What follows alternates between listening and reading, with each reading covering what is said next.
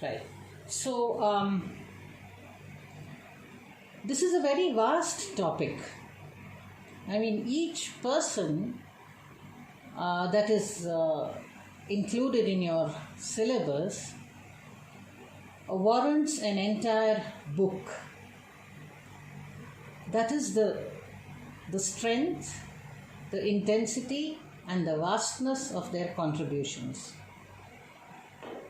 However, I will try to, do some justice by highlighting the most nascent important features of their contribution, not necessarily in terms of their writing, because when I take a look at the names, I find most of them are primarily activists, and because they are activists and they have a calling for reform, they have become writers, because that is the vehicle of their communication. And for some people, lecture was the more important vehicle, and those lectures have been condensed into books. So not all of them are what we would call, in inverted commas, literateurs. And I also note that some of the important people are also missing, who have contributed to the growth, the progress, and the establishment of modern India. However, be it as it may, I will talk about those people who are prescribed for you in the syllabus and touch upon those who have not. First and foremost, before we enter the pre-independence state of India or the pre-independent India, we should first know what does a nation actually require to be called an independent nation. Because when these reflections are really properly dealt with, you will understand the contributions of these people. First and foremost, you need a political ideology. ಒಂದು ಸಿದ್ಧಾಂತ ಬೇಕು. ರಾಜಕಾರಣದಲ್ಲಿ ಯಾವ ರೀತಿ ನಾವು ಜನರನ್ನು ಒಟ್ಟಿಗೆ ಕೂಡಿಸಿ ರಾಜ್ಯವನ್ನು ಆಳಬೇಕು, ನಡೆಸಬೇಕು ಅನ್ನೋದನ್ನು ಒಂದು ಸಿದ್ಧಾಂತದ ಮೇಲೆ ನಾವು ಮಾಡ್ತೀವಿ. That's the political ideology. Whether we are a monarchy, whether we are a democracy, theocratic nation, partially democratic, republic, federal, what is the ideology? A nation first requires that. Of course, you know that we require a constitution. I do not have to elaborate on that. We need certain governance parameters.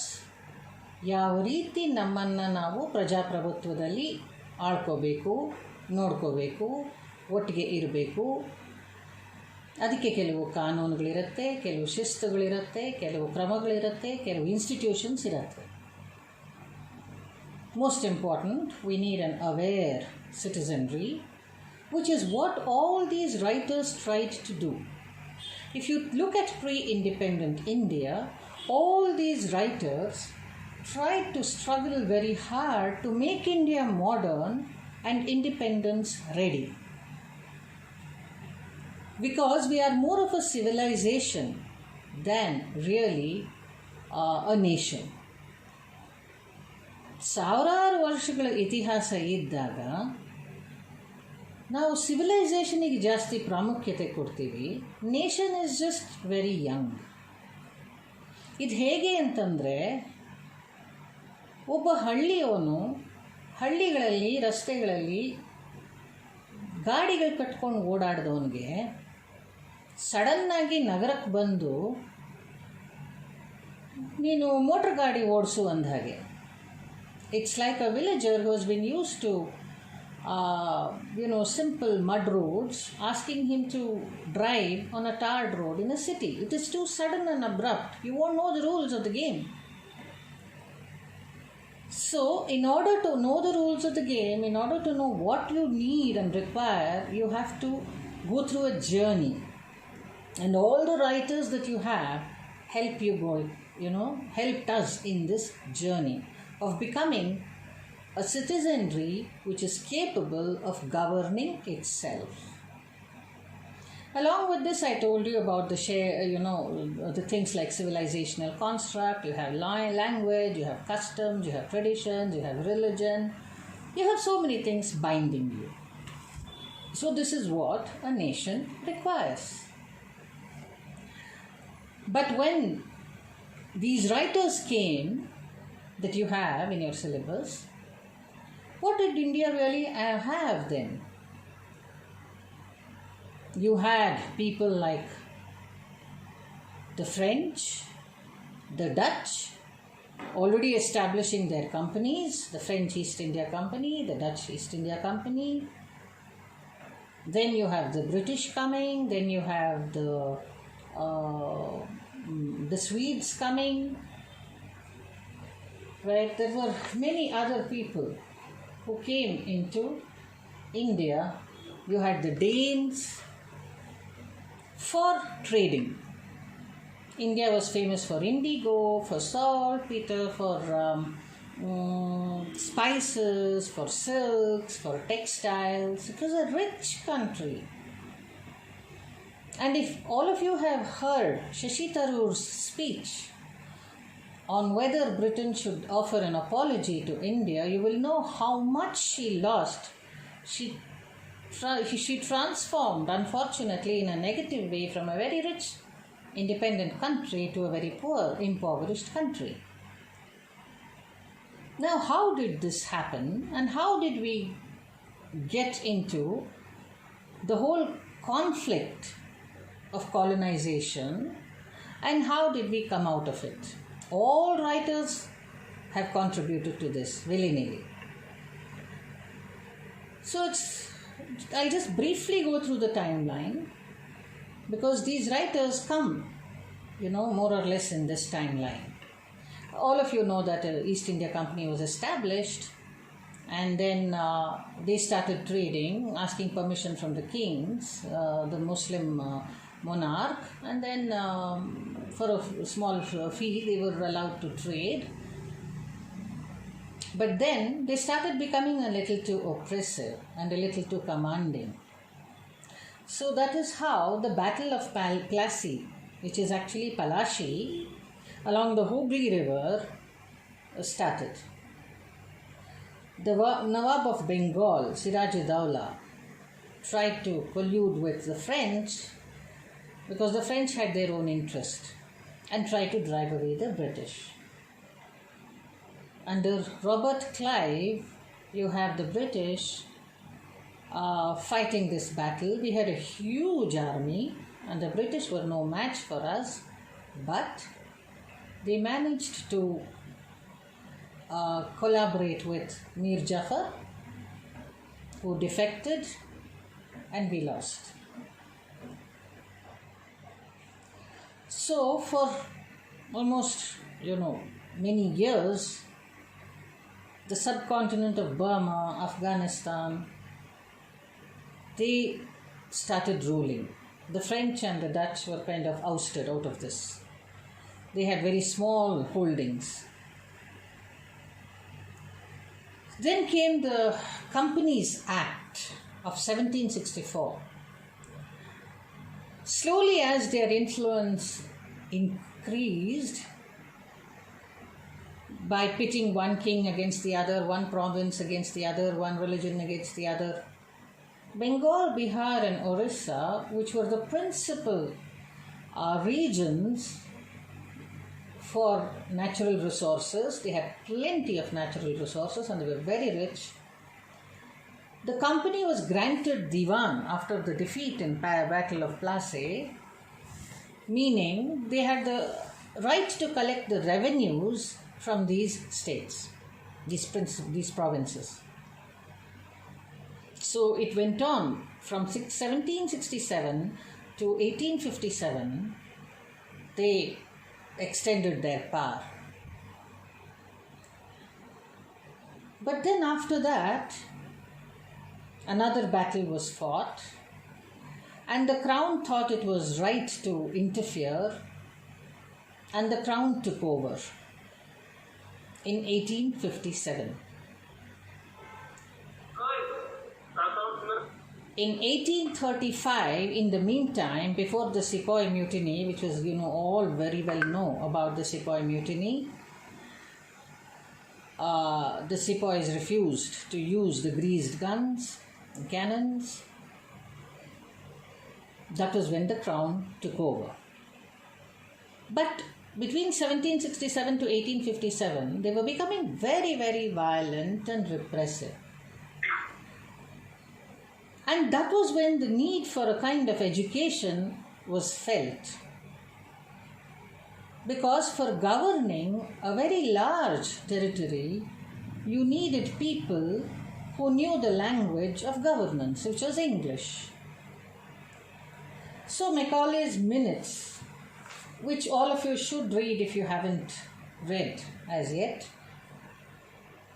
brought the English Education Act of 1835 under Lord Bentinck.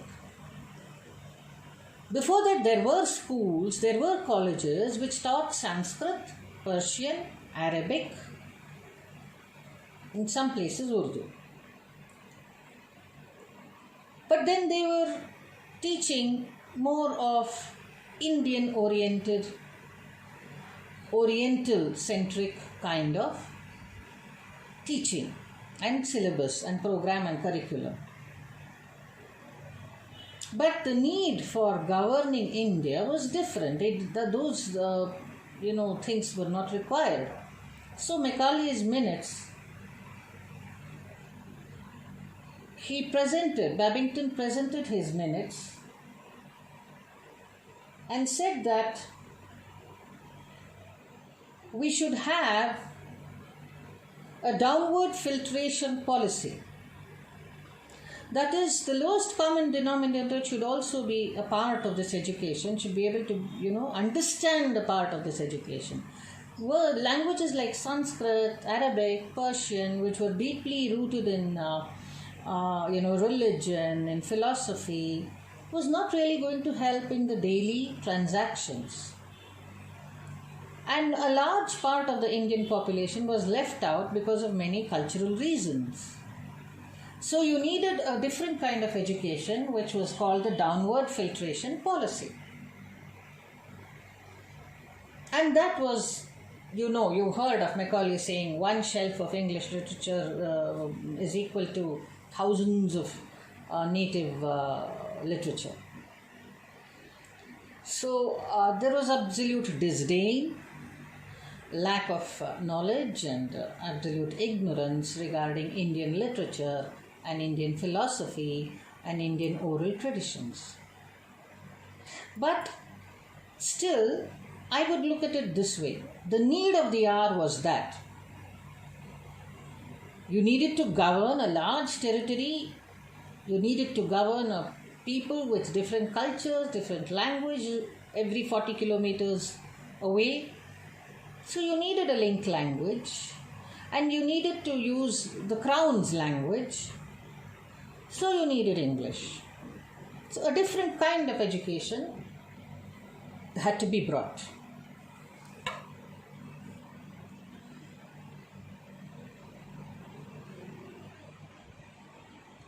I don't know what's happening. Yes. So this was what the British felt, what was the need in India. What was happening in India before the Anglo-Indian encounter? We were fighting, there was a lot of infighting, and when the Dutch and the French came, one person, either went to the Dutch or the French and they started fighting. They became mercenaries. The Dutch and the French, they started pitting one against the other, a lot of infighting. So the concept of a nation was nowhere near the scene. And as governance was weakening, there was a governance deficit and rulers were impoverished because of the many wars that they went against each other. And because of, this, by comparison and relativism, we started feeling that they had certain technological advantages, certain knowledge advantages, which our knowledge system was still to understand. So there was a certain diminished self-worth. There was an ideological bankruptcy in the sense that not in the sense that there was not enough of knowledge and ideas. In fact, there were plenty, but the practice was somewhere buried. Ritualism took over. So there was a kind of a stagnation. Of course, the bhakti movement had happened, but still there was some kind of a vacuum which existed in India. In spite of the plethora of ideas and philosophies that we had, there was a period when India froze ideologically. There was rampant exploitation. There was poverty. Then, most important, there was an identity deficit. And there were trade conflicts between the Dutch and the French. The Swedes and the Danes came later. The Dutch and the French, and willingly, without knowing it, the Indian kings and rulers and Nawabs, they were caught in it. So this was the scenario.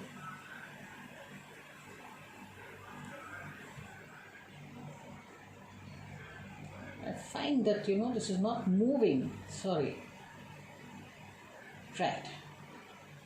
So this was the scene in which Deen Muhammad entered. Deen Muhammad, 1759 to 1851, was a person whose family worked for the Mughals in administration. So they had knowledge of administration. The father was working in the East India Company, in the Bengal Army, and died when Muhammad was about 11. So he came under the wing of Captain Evan Baker, an Anglo-Irish Protestant officer.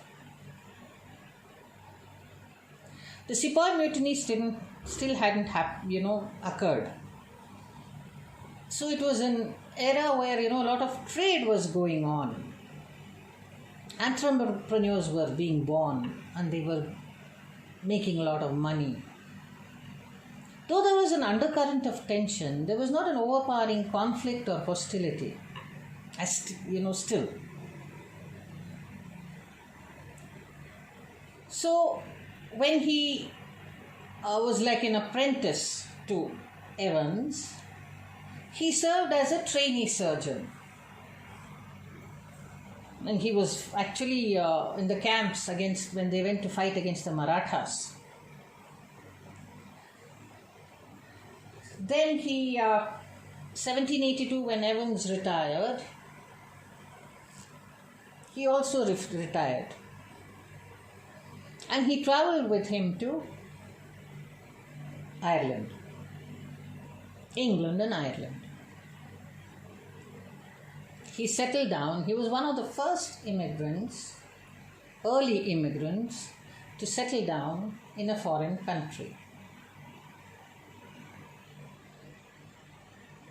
And he was the first entrepreneur to introduce massage and the medicinal baths to the West. In fact, some people say that, the word shampoo is ascribed to him. Shampoo became shampoo. That's really not verified, but then he did start saloons in the West. He married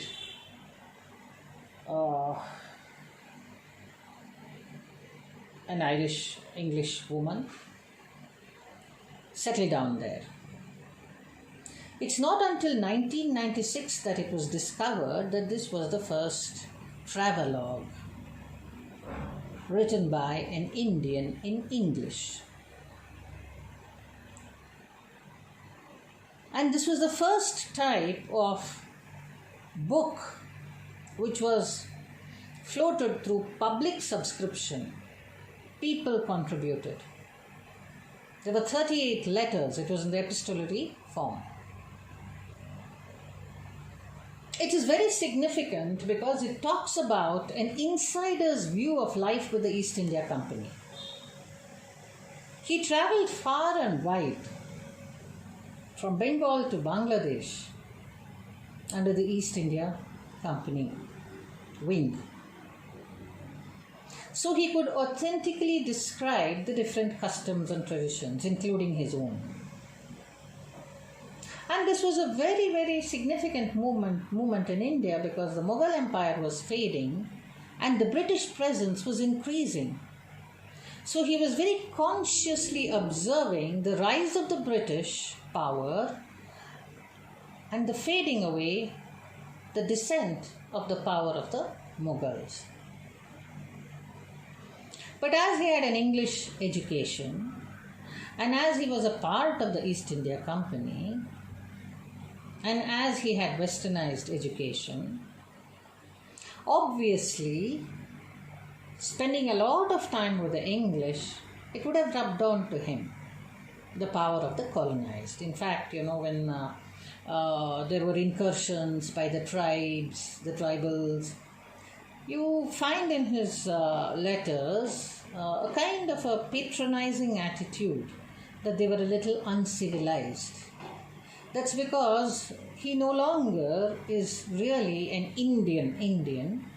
He is a colonized Indian with a colonized mind. So there is a partial colonized feeling in this book. It's in first person narrative and it is the first memoir published by an Indian. But this was the era of imitation. They would have read English writers. So you see that in this book, The Travels of Deen Muhammad, a native of Patna in Bengal through several parts of India in 1794, that the landscape descriptions are very cliche. They're just taken lock, stock and barrel from the Western style of writing and superimposed on the Indian landscape, which doesn't seem very natural. But the other descriptions of the native life, their customs, in fact, a Muslim marriage is described very, very much in detail.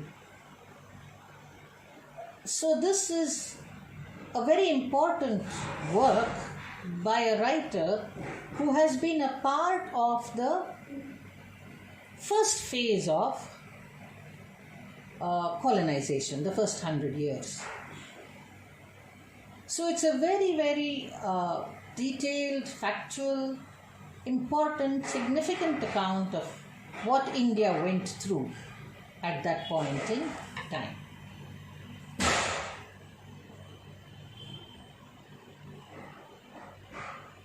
So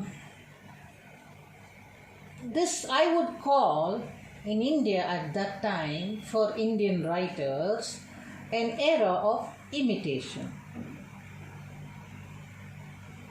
I'm sure you heard even Eliot talking about that. We all start writing first by imitating, then by assimilating our own traditions, and then finally, after that absorption, we branch out significantly into our own style of writing.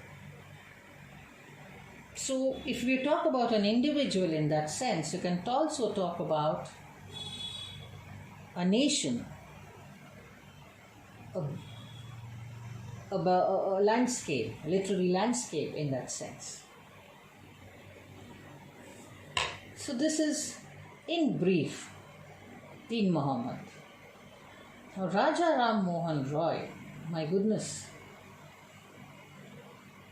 not even 2 hours are enough to talk about the contribution of this man who Ramchandra Guha calls the first liberal of India. Look at the range of his learning: Sanskrit, Hindi, Bengali, Persian, Arabic, and his knowledge of the religions. Hinduism, of course, as he has internalized Hinduism. He very deeply read Islam and Sufism. He went in search of Jains to find out something more about Jainism. He went to Nepal to find about Buddhism. So not only was he a polyglot, knew many languages, but he also knew many religions. Out of deep research, he learnt. And that is how he wrote umpteen number of tracts on Christianity, on Islam, on Hinduism. He was quite a bitter critic of the idolatry in Hinduism. So you find many of his works talking about the danger of idol worship. He was not very happy that a religion which was basically formless and which spoke of that one Vedantic Hinduism, now totally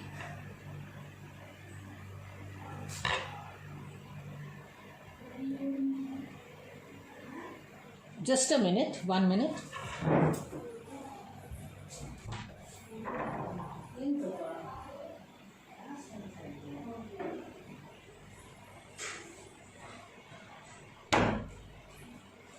Sorry for that small interruption. Right. So, what was I saying? Right.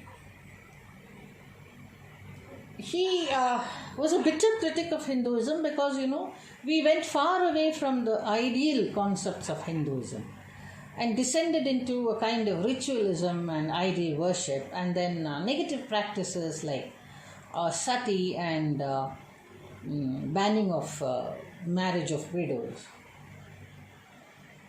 So right in the beginning, he felt that he had a calling to change India from a frozen ideologue or an idea to a dynamic, thinking, introspecting citizenry. He also worked for the East India Company, resigned in 1803. And he spoke on various things. After Macaulay's reforms, you find that a different kind of education was in. But still, mathematics, the science subjects, they were still not completely open to the Indians. Please read that letter. It's there in Ramchandra Guha's Makers of Modern India. It's a wonderful book written for the youth and has a very detailed description on Raja Ram Roy and his contributions. He talks about the need for a different kind of education because rationalism was something that the Indians required. Just like in the Christian times, when the Bible was the ultimate word, rationalism was not really very genuinely practiced. So also in India, there was an awakening required, a reawakening. And Rajaram Mohan Roy felt that, science and rationalism and mathematics could help in modernizing the Indian mind. So he wrote umpteen number of letters. That's also a part of Indian English writing. He went on to open schools He also opened a college, the Vedanta College. And a kind of a different system of education was introduced. He argued for the freedom of the press. There was the Gag Act in the 1830s, I think, where you had to, get a license from the government agencies and then only write, and all what that you had written had to be scrutinized, because they were very scared. Once they have given the education in a common language, ideas will spread. So he again lobbied, wrote letters, sent them abroad to England to be presented in the parliament. He translated many Upanishadic works from Sanskrit to Bengali. And his first book was against idol worship. He also had begun a work on the life of Muhammad and the life of Jesus. And he was a believer in the cause of education. So in a sense, he was called the father of Bengal Renaissance. But the thing is, he came in for a lot of criticism. The criticism was because the Christians did not like the fact that he did not believe in Jesus as a God. He incurred the wrath of the Hindus because they did not like his reformist mood and ideas. Orthodox Hindus, and he was against idol worship and ritual. He had started the Brahmo Samaj, which was like a kind of a study circle, the Atmiya Samaj, which discussed a lot of things about Hinduism. So he tried to revive the Vedantic Hinduism. He tried to talk about, the rational aspects of Hinduism. And these things, so he, were not liked by the Hindus. So he made enemies of the Christians, because he was also against conversion of the Christians. So he made enemies among the Christians, he made enemies among the Hindus. But that did not stop Roy from becoming an activist. He has written so many tracts, so many letters, translated so many works, all because of the spirit of activism. He spoke vocally and wrote extensively about the freedom of the press. As you all know, though Pentink is given the credit, it was Raja Ram Mohan Roy who started the debate on sati abolition, because his own elder brother, when he died, his elder brother's wife was forced to commit sati. That was deeply, etched in his memory. And he knew how horrifying it was by personal experience. So he wrote extensively on the need for educating women so that they would be free from the clutches of sati and widowhood, because they would be economically independent after being educated. And then, as I told you, he also sent letters for the cause of English education. He wrote to England, letters, and sent it to the Parliament in England. He made it a calling, a commitment to popularize a different kind of Hinduism to people all over India by using English as a link language. And he also can be called the first nationalist, because he was quite unhappy about the way the Britishers were exploiting the Indians, and also deriding their culture and traditions. And most important, apart from being a reformist, apart from engaging in reforms through his body of writing, He also influenced and created a legacy of Indian English writers, the Young Bengal group. You had Duff and Derozier and people like that who became a part of the Young Bengal group. So he actually started ಒಂದು ಮಂಥನವನ್ನು ನಡೆಸಿದ್ದು ರಾಜಾ ರಾಮಮೋಹನ್ ರಾಯ್. ಸತಿ ಅದು ಇದು ಪದ್ಧತಿಗಳನ್ನ ವಿರೋಧ ಮಾಡಿದ್ರು, ಅದೆಲ್ಲ ಎಲ್ಲರಿಗೂ ಗೊತ್ತು ನನಗೆ. ಆದರೆ ಬಹಳ ಮುಖ್ಯವಾಗಿ ಒಂದು ಮಂಥನವನ್ನು ಶುರು ಮಾಡಿದ್ರು. ಈ ಮಂಥನದಿಂದ ದೇಶ ಆಧುನಿಕ ದೇಶ ಆಗೋದಕ್ಕೆ ಸಾಧ್ಯವಾಯಿತು. ಯಾಕೆಂತಂದರೆ technology does not guarantee modernism, ಅದು ನಿಮಗೆಲ್ಲ ಗೊತ್ತೇ ಇದೆ. ತಂತ್ರಜ್ಞಾನದಿಂದ ನಾವು ಆಧುನಿಕ ಮನೋಭಾವವನ್ನು ಬೆಳೆಸ್ಕೊಳ್ಳೋಕೆ ಸಾಧ್ಯನೇ ಇಲ್ಲ.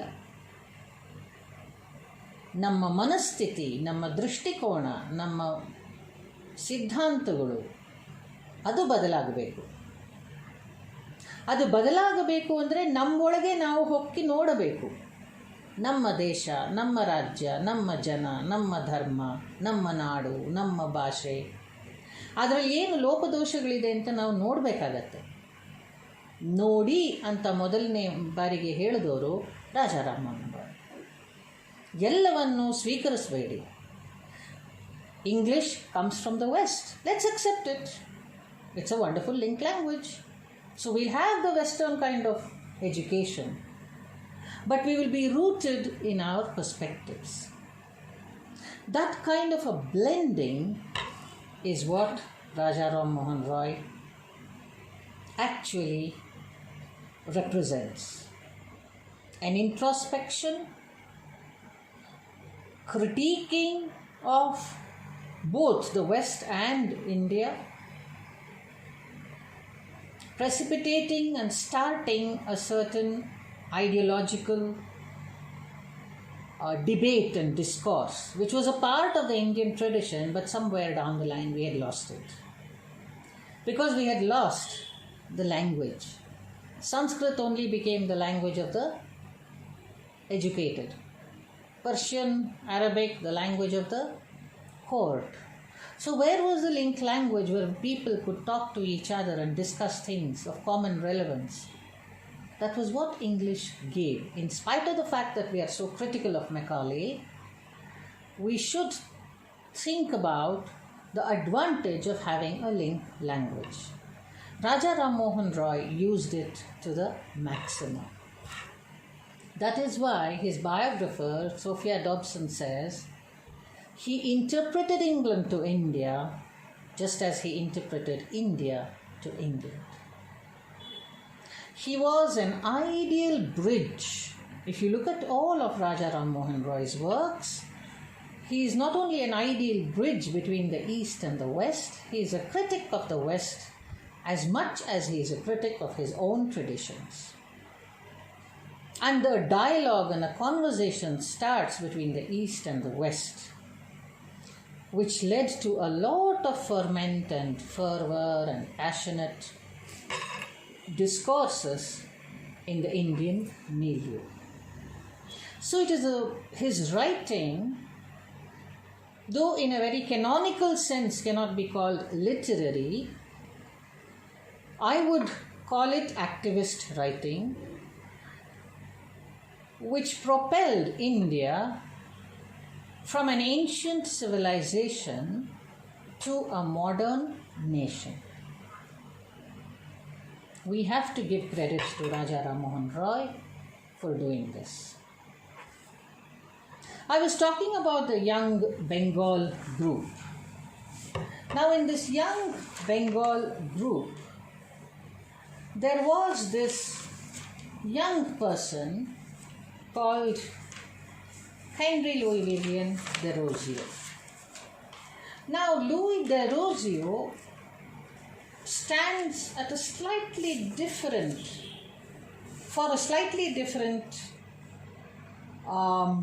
part of India,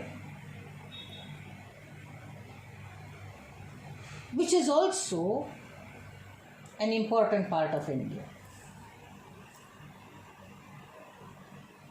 That is of the Anglo-Indians.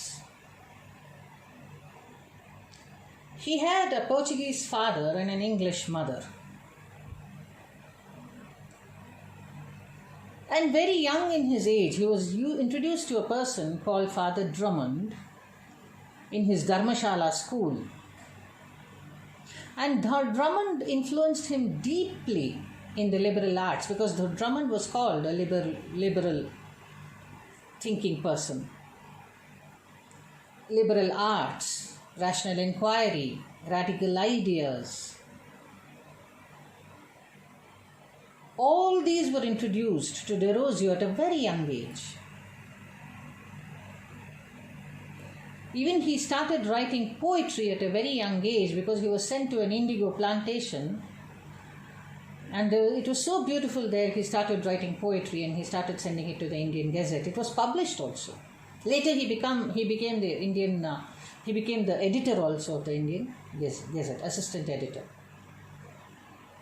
So here was an educated man, very well educated in the Western tradition, in the classics, read Hume, was influenced by Keats, Shelley and Byron. So it was very easy to accept him in the Hindu college, now Presidency, because the college was started basically for English education, Occidental learning. Only Bengali and English were taught in this college. So, he was a young man with an Anglo-Indian background, knew English very well, wrote poetry, so he was an ideal candidate for teaching. Headmaster. And he was a great teacher. In fact, he influenced so many young people, and they were all inspired to build an association, and he became the president of the academic association. This is the influence of Raja Ram Mohan Roy, who started the Brahma Samaj and the Atmiya Samaj. Basically, they were for Hindus to discuss and reform religion. But this was a more secular body. President of the academic association, he became.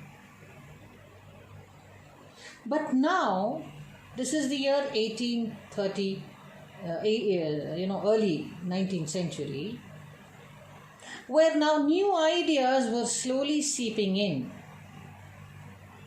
A critical thinking, habit of thinking, which Raja Ram Mohan Roy had already planted in the minds of the young people, is taking shape. Questions of freedom and independence, questions of liberty, questions of nationhood, questions of nationalism, patriotism. Now these started they started being foregrounded. They started coming to the front.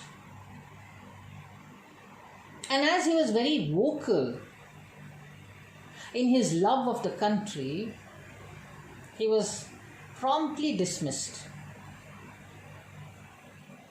He went back to journalism, but he died very early. So, I'm sure you have read Derozier's poems. Harp of India and To My Native Land remain his famous poems. They are full of this fervor of love for the country. But what is very important here is the writer is making a choice. Being an Anglo-Indian, he could have easily chosen to be in favor of the British and being a voice of the British. But now you find a new Indian emerging, a new Indian who is amalgamating all the things that he has learned from Western education, pouring it into the Indian ethos and consolidating a new identity as an Indian. You'll see that Toru Dutt later is very different from what Derozier, it's the opposite of what Derozier is doing. for all practical purposes, the way people would look at Derozier at that point in time is that he is not completely an Indian. But by choice, through his poetry, through his writings, he constantly keeps telling the people, I am for my motherland. It is my motherland, my native land. No matter that I am born to a Christian, Portuguese father and an English mother, but I am an Indian, because the Indian ethos has already made its mark on me. So if we take the literary background into consideration, this is a kind of an amalgamation of the East and the West, and a new identity emerging from this kind of a convergence. This is Derozier. Quite contrary to Derozier is Bankim-Chandra Chatterjee, who has absolutely no identity crisis. He is a Bengali who has seen the Sepoy Mutiny, the first Indian English novelist, Rajmohan's wife, and a man who is called the Sahitya Samrat by the locals. 14 novels and many articles in Bengali, bilingual, has given Vande Mataram.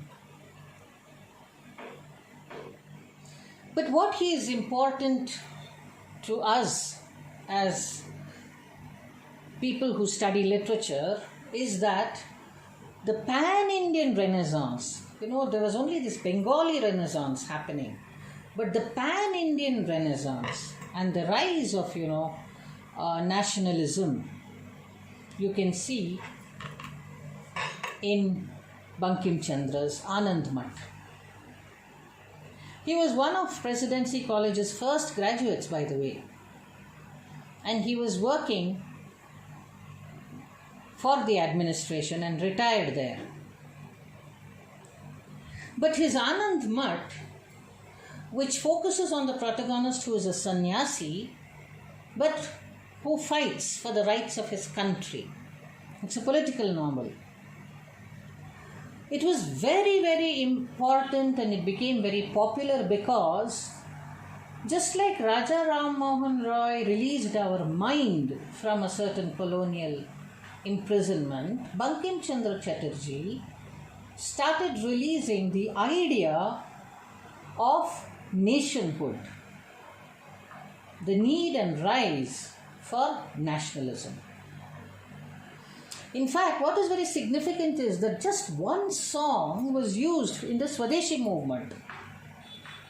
When there was an attempt to partition Bengal, because one part was Muslim and one part was Hindu, the Swadeshi movement, which talked about relying on our own native goods,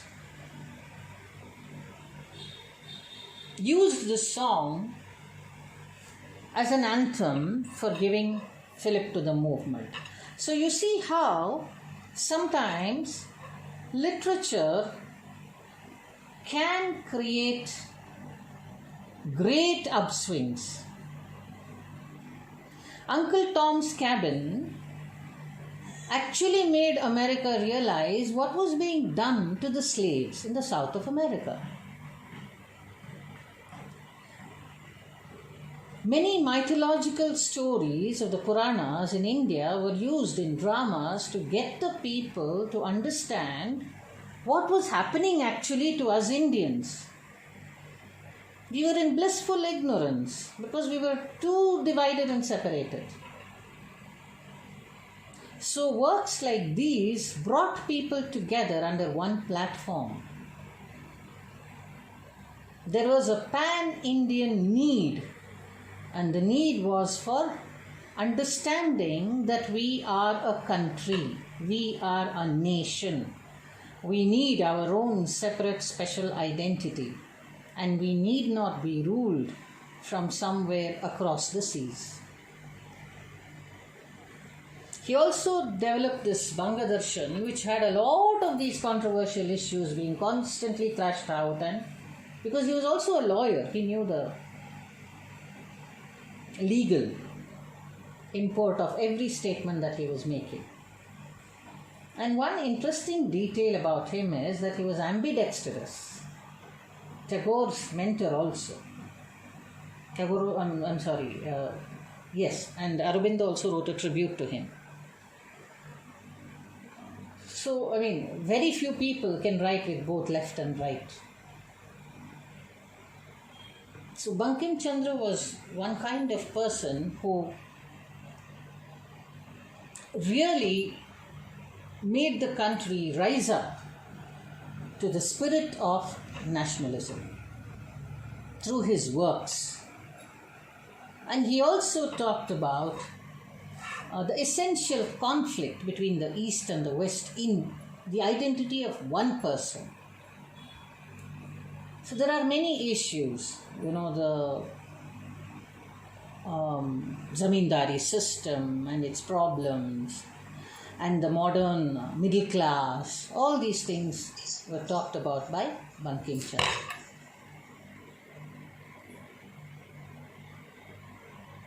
Can I just take 2 minutes and I'll come back? Just 2 minutes? I'd like a break for 2 minutes. I'll come back. Yeah.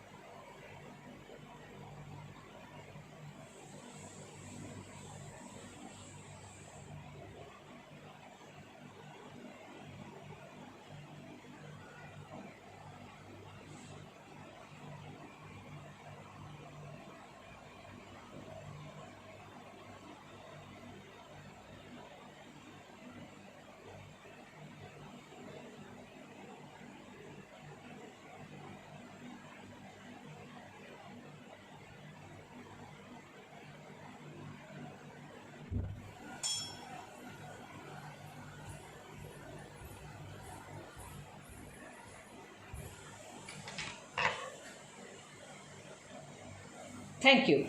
So as you see, what I've been trying to do is, I've been trying to trace not just the journey of writers through, India's time before independence, but I'm also trying to connect it to the kind of journey that India went along with the writers. Every writer is a combination of the moment and the man, his ideas. So when I talk about, can you see the screen? Can you see the screen?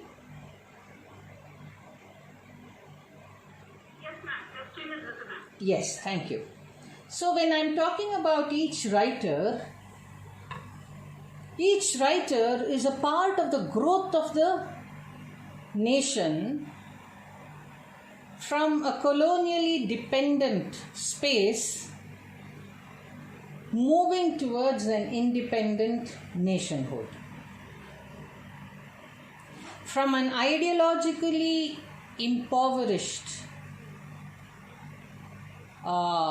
nation, space, dependent space, to an ideologically independent, diverse, throbbing, pulsating nation. And this does not happen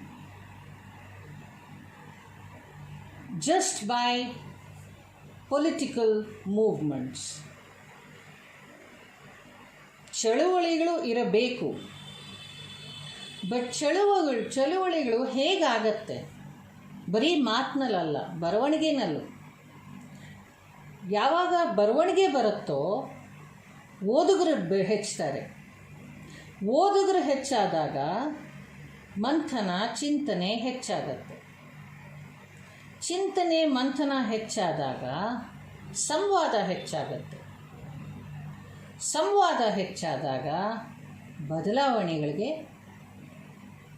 ಒಂದು ರೀತಿ ಜಾಗ ಸಿಕ್ತಾಗತ್ತೆ, space ಸಿಕ್ತಾಗತ್ತೆ, ಅವಕಾಶ ಸಿಕ್ತಾಗತ್ತೆ.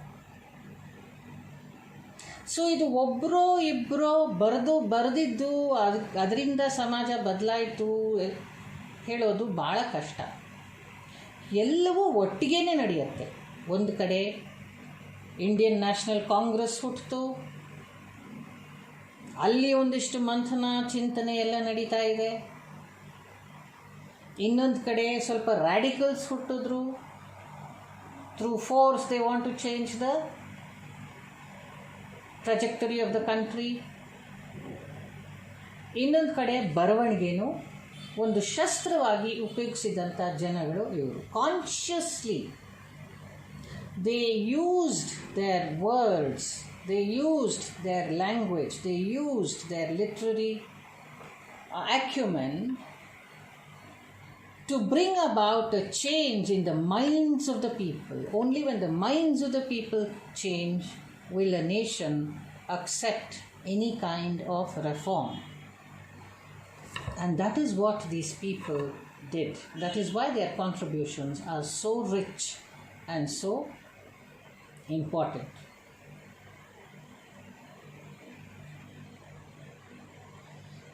I was just talking to you about Derozier as an Anglo-Indian who chose to be an Indian. So there was a conflict of identity, and that identity was resolved, and he demonstrated it through his poetry. But look at Toru Dutt. Born an Indian, the family converted to Christianity, and there is a new quest for identity because you are aligning yourself to the Western world. Though you are born in a different space in India. Being one of the earliest women writers, bilingual, French and English, and later Sanskrit, you find that her writing is a constant quest for her identity. The family was a very educated family. In fact, the Dutt family album, which was written, was actually a kind of a corporate enterprise. For the first time, they all were together, talked about the Dutt family. So it was the first of its kind, family enterprise of writing. Now, Toru Dutt, obviously her mental makeup would be very different from the other girls of her age, because she got a very westernized upbringing, and she was a convert. And very early, because the son of the family died, they moved on to England and France, stayed in Nice. But they enjoyed life back home. They would keep shifting from one house to another, from the town to the city, and she loved it. A Casuarina tree, as all of you must have read, is testimony to that. So there was a time, a transitionary period in her when, because she was a convert, she wanted to identify being French and English and Western. She was trying to find those roots in a new land and a new nation. But her earlier childhood was also tugging her heart. The strings were being pulled. And as she had all, her sister Aru was also not well, her brother died. She also was obsessed with death, nostalgia, a kind of a melancholic disposition. This happens to people who are struggling with their identity. She must have had her share of criticism, her family, I mean, for being converts, being distanced, being alienated. Then going to a new country, there also they will not be accepted and welcomed. As it is, racism has always been prevalent. It's even today prevalent. Converts are not respected as much as original Christians, and these converts are brown, though very well off, though very educated. There will be an undercurrent of these things, and there was, always a kind of a conflict, a dilemma. What am I? Who am I? Kind of. She, along with her sister, two of her very famous works are The Sheaf Gleaned in French Fields and Ancient Ballads and Legends of Hindustan. Now, The Sheaf Gleaned in French Fields were translations of French romantics. So it fulfilled that French connection in her. She wanted an expression for the French connection that she loved. She was not very happy in England. She was very happy in France. So that's an expression of the French in her. But that does not mean she has forgotten her Indian roots. When she came back, when the family came back, she learned Sanskrit. She explored Indian mythology and philosophy. She blended the Victorian and romantic, the style and the kind of a neutral tone of the Victorians with the flush and the freshness of the romantic vision, and brought ancient ballads and legends of Hindustan. What is surprising about this is there's a certain freshness to these ballads. Basically, it was to introduce to the West the corpus of knowledge and stories and narratives that were embedded in the Indian landscape. But along with this, there's a certain Western perspective, very gentle prodding of the Indian ethos in ancient ballads and legends of Hindustan. So if we look at the literary tradition here, we have kind of now integrated the Indian content, and we are not shying away from talking about our Indianness, our Indian traditions and Indian customs, which may be colored by Western perspectives. However, we are now ready to tell the West, because of our English education, that this is what we are. You better know us. Otherwise, you lose out on something. So she very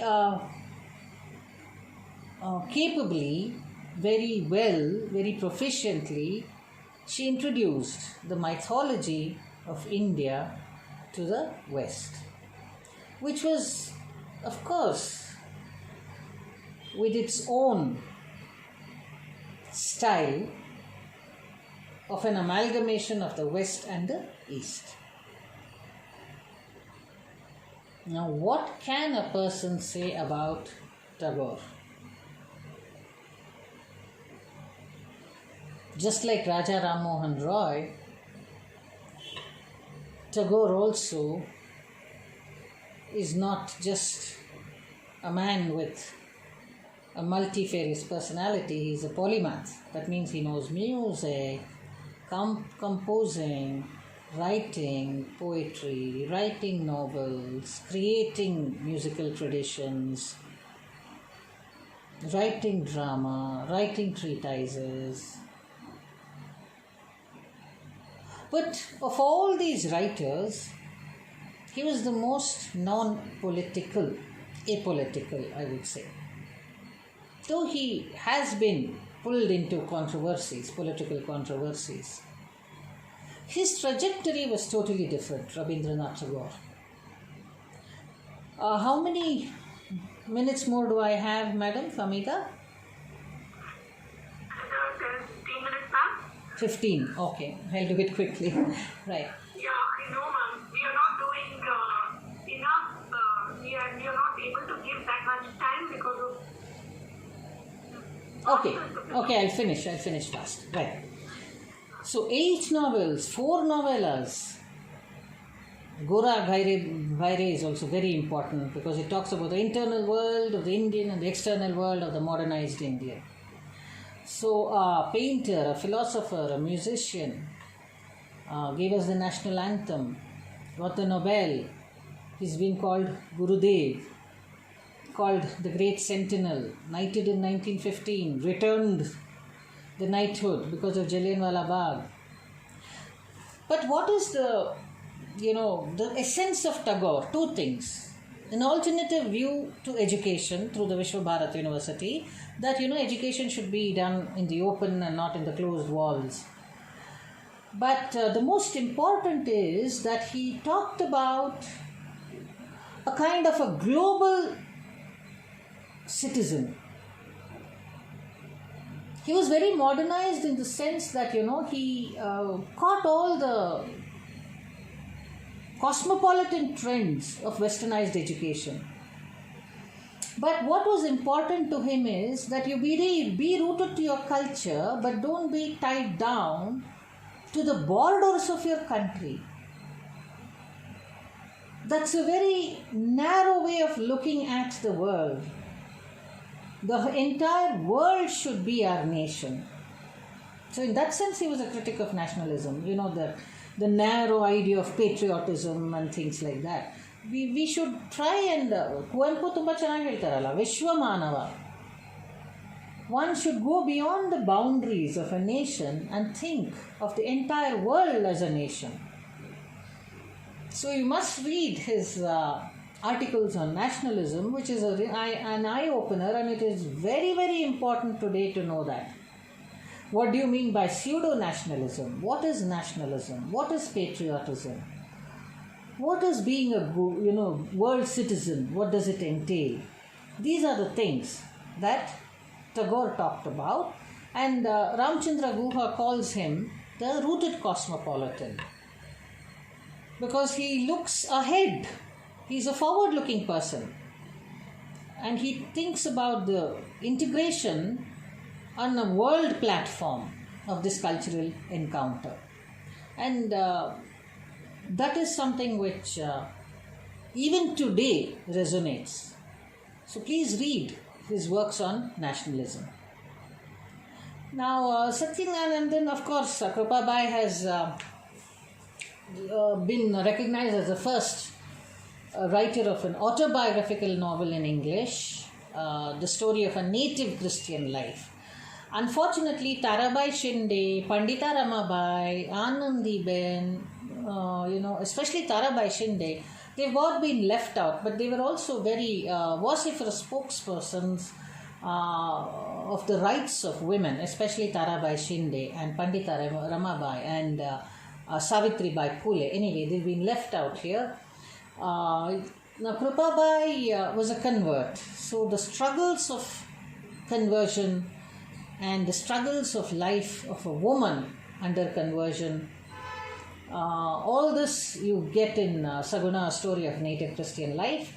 It appeared in a serialized version in the Madras Christian College, and then also the struggles of woman and womanhood of a young widow, a young child bride is there in Kamla.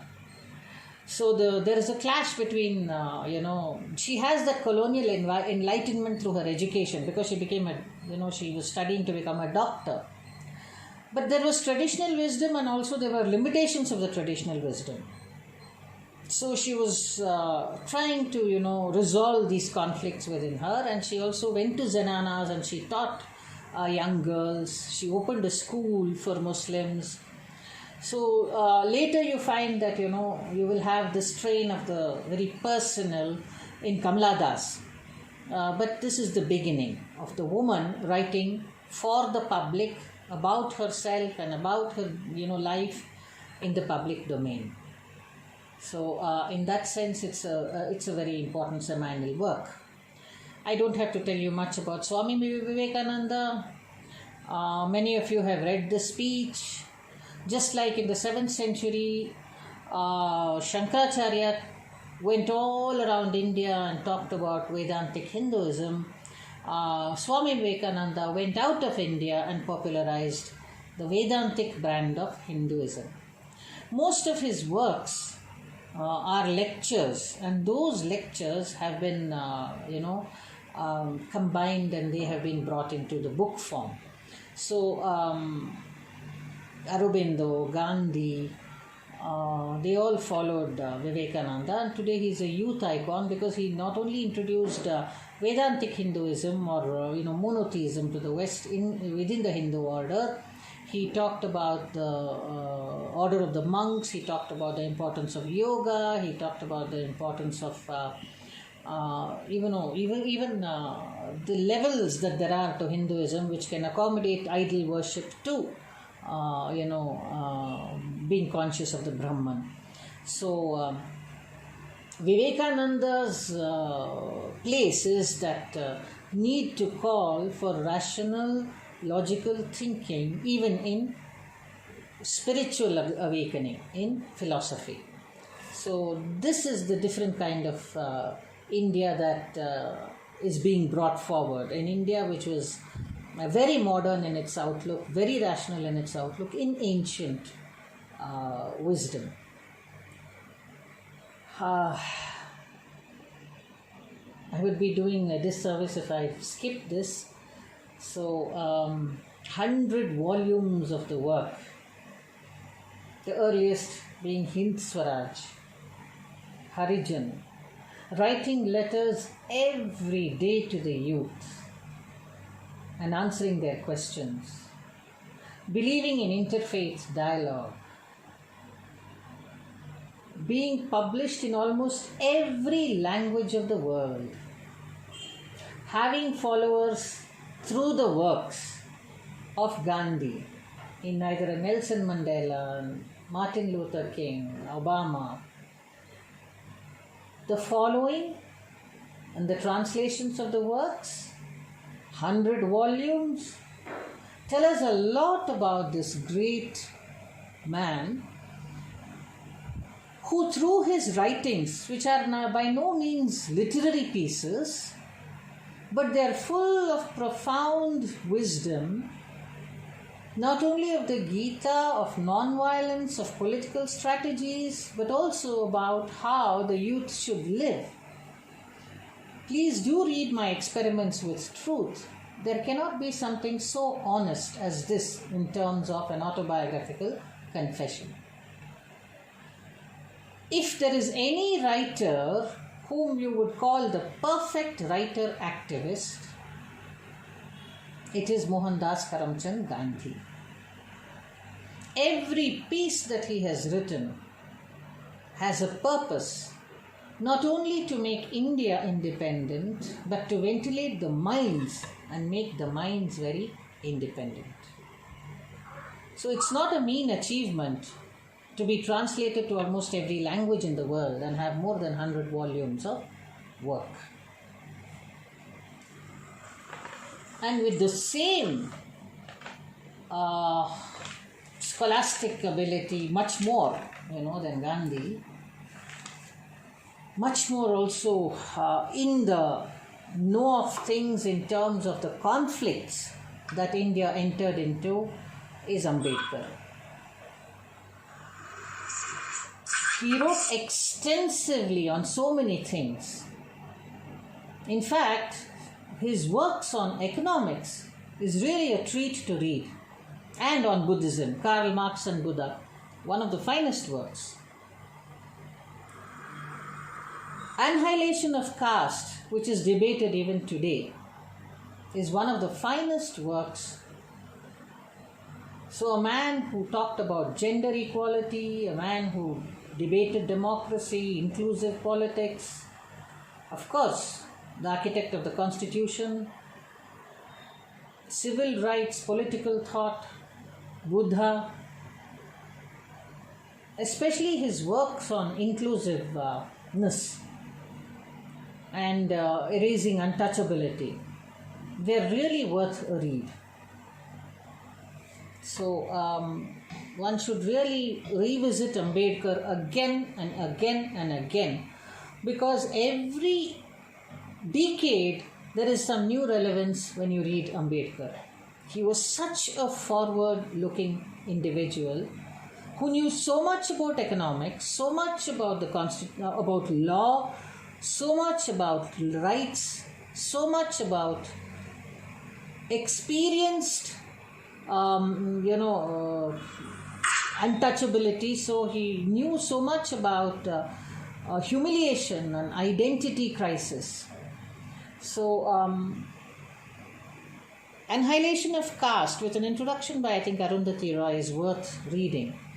That is something which she revisited, and it would be good for us to revisit. So, if you look at the journey of all these writers, what is the legacy that they have left? What is unique in India because of these writers? The diverse ideologies, and nowhere in the world you will have so many thinkers who are writers and activists and politicians. We are unique because we also were born as a nation and as a democracy together, twins. And we had universal franchise the moment we became a nation. And we are bound by so many diverse languages and cultures that date back to a civilizational ethos. But still, we are bound by those cultures and the civilizational constructs still. Yet we are very modern. So we are a modern society and a civilization simultaneously. That is something which is very, very unique to India. And we have gone through 5 revolutions simultaneously. This is Ramchandra Guha's words. Political revolution, economic revolution, social revolution, urban revolution, technological revolution. All these have happened together, not chronologically, not after a space of time. They've all happened together. That is something which is mind-bogglingly unique about India. And all that is because of the contribution of a plethora of people. Nehru has been left out. Nehru's discovery of India, for the first time, connects all those different events and happenings. There may be historical discrepancies, it doesn't matter. But weaving a thread through the existence of India is something that one should really take a look at. Please do read Discovery of India.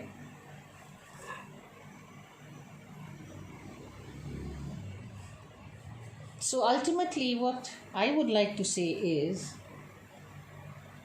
that ultimately the word is the world, because the word creates worlds.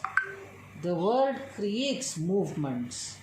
The word creates history, whether it is written or whether it is spoken. It really does have a very great, deep power, as all the writers whom you have been asked to read have shown, demonstrated, and expressed. I hope I have made sense of this syllabus to all of you. Thank you for giving me a patient hearing. I am ready for questions.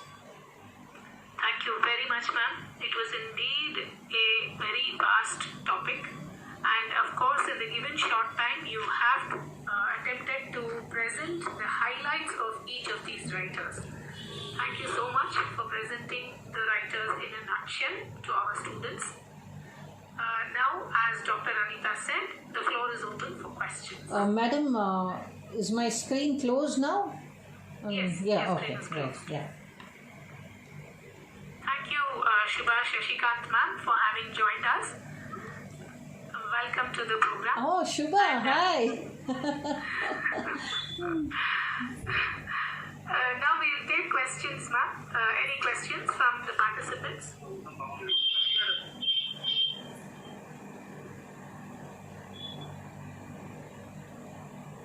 I'm sure they'll have questions when they start reading. It's such a vast topic.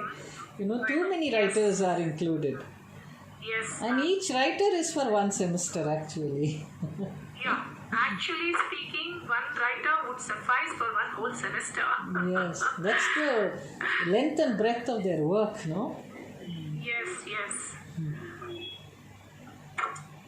Krupa, Kashmini, do you have any questions? Yes, ma'am.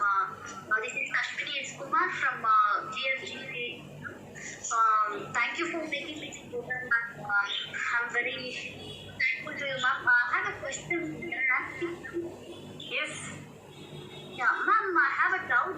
How many types of literature on the journal? I didn't follow the question. There's a break. How types of Indian literature are there? How many types of Indian literatures are there, is her question. You see, today we are talking about literature from various perspectives. Okay. Performing arts is also literature. Oral tradition is also literature. Folk tradition is also literature. So what do you mean by literature? That is the moot point. Today we are even saying that a bus ticket is literature. If a bus ticket can tell you the time, the printing prowess, the wealth of the economy, even a bus ticket can tell you those things. Even that is literature because it narrates something to you about that time. So first of all, when you're asking the question, you should try to find out what you mean by literature. Literature is a narrative. It narrates certain things at certain points in time, maybe with a fresh perspective. Then all these become literature. Have I answered your question? Yes, ma'am. Somebody asked me to understand. Okay, I hope I have answered Vineet's question. Right. If the students are hesitant to ask questions, you could even text them in the chat box. Don't be hesitant. Don't be hesitant because sometimes the stupidest of questions are the most profound. People might have thought that Newton's question was very stupid, but then it led to a new law. Yes, true, ma'am. Yeah. Go ahead, Krupa. Actually, here, if we see all the writers here, they are all from northern part of India. Is in pre-independent period, before 2000. And why do you think the writers are so less in South India? See, this is a very, very ticklish question, and it's a very long answer which is demanded. Education is what we call a concurrent subject. It is left to the prerogative of the states. Now, if Karnataka has any say in making the literature, of Karnataka, then it will include only, writers from Karnataka. Now, a whole lot of Maharashtrian writers are also left out. I also talked about Pandita Ramabai, Tarabai Shinde, they're all Maharashtrian. It happens when, you are taking a list pan-India, you are only picking up a few of the representatives. And it so happened that the pre-independence was stationed deeply in Maharashtra and in Bengal. Madras too. But in Madras, the earlier Madras presidency, you don't have many writers who are bilingual. They were more writing in Tamil. And those translations have also to be represented here, which is not. So when you're talking about the pre-independence, Why start only with Deen Muhammad? Even the Bhakti tradition is literature. It is also pre-independence, isn't it? But you have to make a selection of all the major writers. We are doing this. There's another reason. See, the bulk of India is more acquainted with the north, more Hindi speakers all over. Even if you're a Bengali, you will speak Hindi. And there is not much acquaintance with the south of India. We still are only Madrasis, right? But through Bollywood, everybody knows, Bhojpuri, everybody knows Rajasthani, everybody knows Hindi or a smattering of Urdu. Now things will change. When the South movies become more and more popular in the North, without the dubbing of Hindi, then the South will be more acquainted with the North. Will this ever happen? We don't know. So that is why, not that there aren't any writers, there are, but they have not been represented. Thank you for your answer. That's a very good observation. Thank you for your answer, ma'am. I would like to say that the link will be posted now for giving us your feedback. In the meanwhile, if there are any more questions, madam is ready to take them.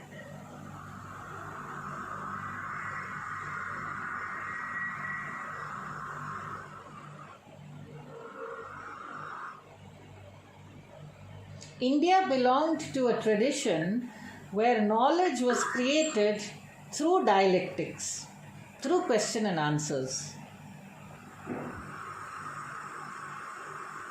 Students, I hope you have got the message. Yes, ma'am. Thank you. Thank you, dear students, for having followed the lecture closely and asking those questions.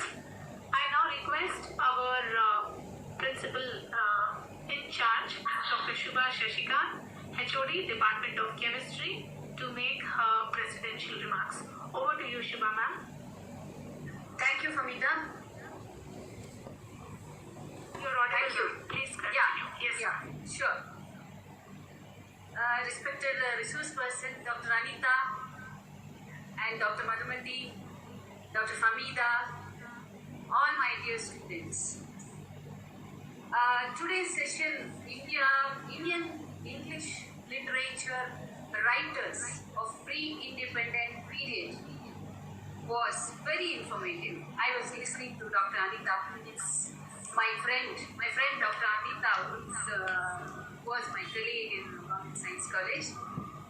It's an opportunity for me to see her after a long time. Very informative. I like the talk.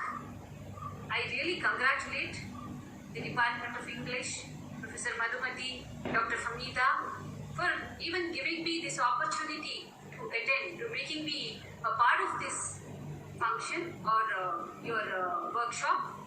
I heard this is part of the syllabus discussion for the UG classes. I'm really inspired by the topic because these are the writers who have inspired, who were inspired and influenced by the English language, and they are the reason why through their work they spread the beautiful Indian culture to the West. So thank you, the Department of English, for attending and listening to this beautiful lecture. I thank you all, congratulate all the students who have attended this conference. Thank you one and all. Once again, I thank you, Dr. Famida, for giving me this opportunity. Thank you, ma'am. Over to you. Thank you. Thank you, ma'am. I now request our HOD, Department of English, Professor Madhumati ma'am, to speak a few words. Thank you, Famida. Am I audible? Yes, ma'am. You're audible, ma'am. Okay. respected principal, Dr. Shubha ma'am, Dr. Vignesh Prasad, and ITSC convener, Dr. Shubha, and today's speaker, Dr. Anita Rao, and Dr. Samida, who has taken initiative in arranging this very creative and useful program. First of all, I congratulate Dr. Anita, who spoke a very scholarly speech. It was very informative about pre-independence period, the writers from Derozier and then Rajaram Mohanbai, and then many of our students and some of us, we may not be knowing that Rajaram Mohanbai has written novels.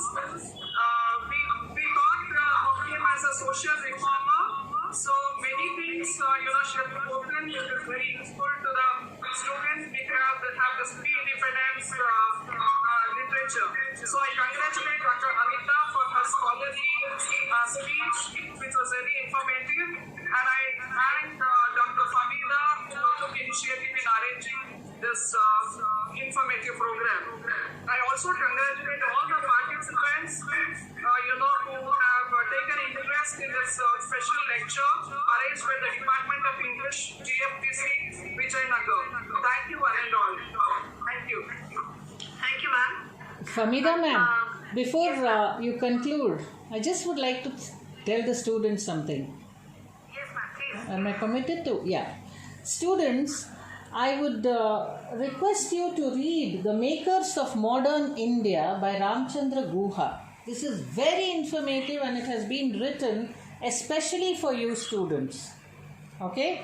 In fact, in his foreword, he mentions that this book is specially written for the youth of this country. So, how India became, modern and independent ready is beautifully written. You have Verrier Elwin, you have Tilak, you have so many other people, Nehru, who have been missed out and who have contributed a great deal to the making of a modern India. So, making of modern India and makers of modern India and India after Gandhi. Both these books you must read, especially Makers of Modern India, because you also have letters which they have used for correspondence. It's been taken out from the archives and given to you.